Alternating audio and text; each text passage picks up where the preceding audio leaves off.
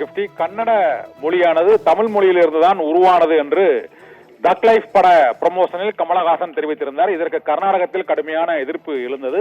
கர்நாடக மாநில முதலமைச்சர் சித்தராமையாவும் இந்த கர்நாடக மொழி தொடர்பாக அவருக்கு வரலாறு தெரியவில்லை என்று கண்டனம் தெரிவித்திருந்தார்.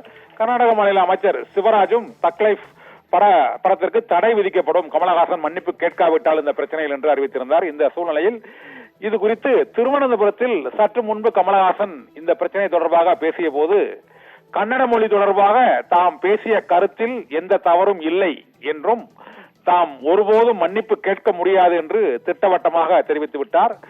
எனது இடத்தில் இருந்து பார்த்தால் அது சரியாகத்தான் தெரியும், அவர்களது இடத்தில் இருந்து பார்த்தால் அது தவறாக தெரியலாம். அன்பு எப்போதும் மன்னிப்பு கேட்காது என்று கமலஹாசன் அந்த திருவனந்தபுரத்தில் அளித்த பேட்டியில் தெரிவித்திருக்கிறார். கன்னட மொழி கன்னட மொழி பிரச்சனையில் கமலஹாசன் தெரிவித்த கருத்து குறித்து அவர் மன்னிப்பு கேட்க முடியாது என்று திட்டவட்டமாக தெரிவித்து விட்டார். அரசியல்வாதிகள் மொழியை பற்றி பேசக்கூடாது என்றும் மொழியியல் அறிஞர்கள், வரலாற்று ஆய்வாளர்கள் இதற்கு பதில் கூறுவார்கள் என்றும் என்னை போன்ற அரசியல்வாதிகள் பேச வேண்டிய விஷயம் இல்லை இது என்பதை கர்நாடக மாநில அரசியல்வாதிகளும் புரிந்து கொள்ள வேண்டும் என்று கமலஹாசன் தெரிவித்திருக்கிறார்.